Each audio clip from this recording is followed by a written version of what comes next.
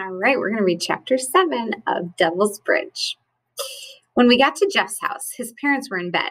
So Jeff went to his room to get a little sleep, and I curled up on the couch in the living room. "Morning, Ben," Mrs. Manning said as she came out of the kitchen with a cup of coffee in one hand and a cup of cocoa in the other.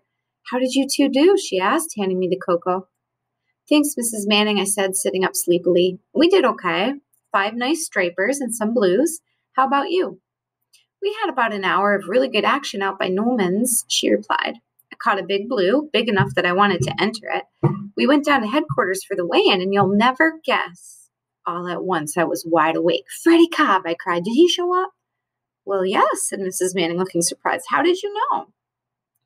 I jumped up from the couch. "He's cheating. Freddie and another guy, I heard them. They caught a fish 6 days ago and did something with mercury to make it weigh more, and they're going to try to win the prize money with it. Hold on, Ben," said Mrs. Manning, gently touching my arm. "Are you still dreaming?" "No, I heard them talking on the beach." "But Ben," said Mrs. Manning, "we were there at the weigh-in. We saw the fish. Mr. McDonough was there, and he didn't seem to find anything amiss. Are you sure about this?" "Yes," I said. "We've got to go and tell them."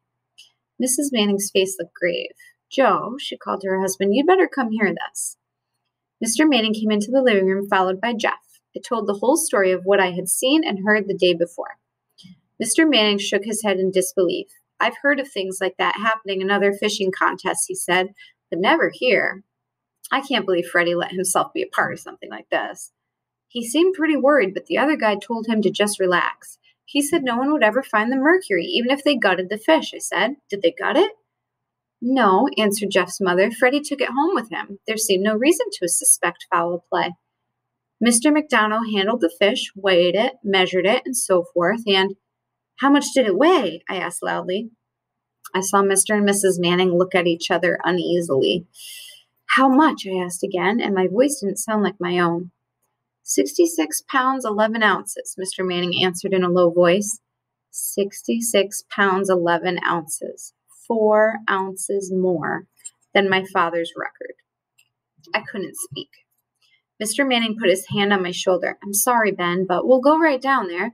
We'll talk to Mr. McDonough as soon as headquarters opens. Right now, I think we should all have some pancakes," said Mrs. Manning, guiding me to the kitchen table.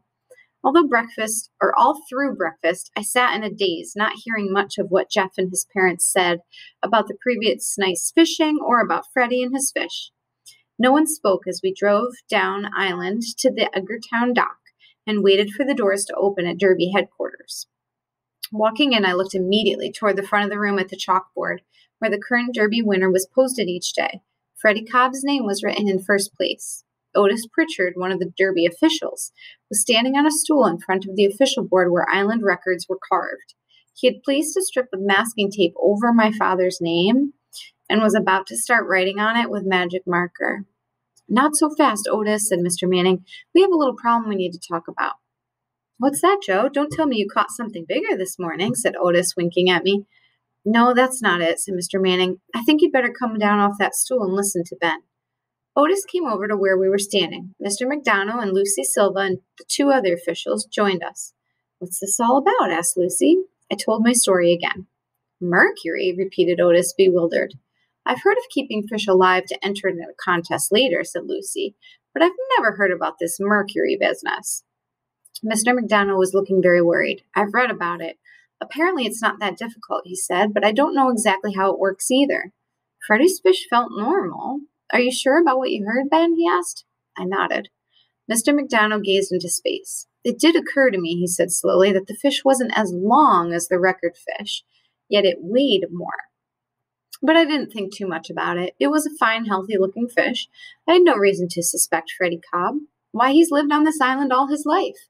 Why would he want to pull a damn fool stunt like this?" "I can think of 10,000 reasons," said Lucy dryly. "Freddie entered the fish," said Otis, turning to me, "but you said there were 2 men. Who was the other one?" "I don't know," I answered. "I've never seen him before, but it seemed like—" I hesitated, not sure what to say. "What, Ben?" said Mrs. Manning. "It might be important." "Well, Freddie was nervous and scared, and it seemed like the other guy was sort of in charge, like he was telling Freddie what to do. At least that's the way it seemed." "Interesting," said Otis. "We'll have to see if we can find out who that fellow was." "This is terrible," said Lucy. Cheating when there's $10,000 at stake is a real crime. What are we going to do? The only thing we can do is contact Freddie and ask him to bring the fish back and let us examine it, said Mr. McDonough. The big guy told him to get rid of it, I said. That's what I was afraid of, said Mr. McDonough. If there really is foul play going on here, Freddie won't give us another look at that fish. And if that's the case, well, our hands may be tied. I couldn't believe it. You mean you might let him get away with it? I asked. I'm not sure what else we can do, Ben, said Mr. McDonough. If you had gotten this information to us last night, we'd have been able to follow up on it. But without the fish, it's your word against his. I believe you, son, don't get me wrong. But without any proof, I may be hard put to find the first place. I may be hard put to take that first place away from Freddie Cobb. Unless somebody else catches a bigger fish, Lucy added, looking at me.